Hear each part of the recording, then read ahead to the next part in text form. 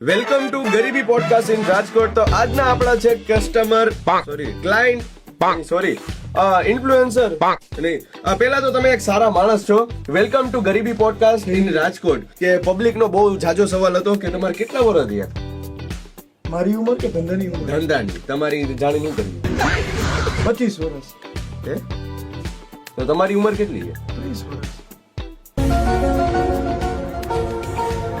ગૌરવભાઈ, તો બીજો સવાલ એ છે કે તમારા લગ્ન થઈ ગયા કે નથી થયા?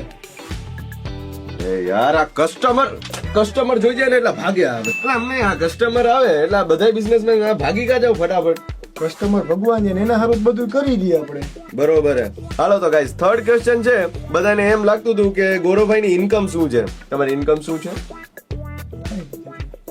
બરોબર. લોન છે કઈ?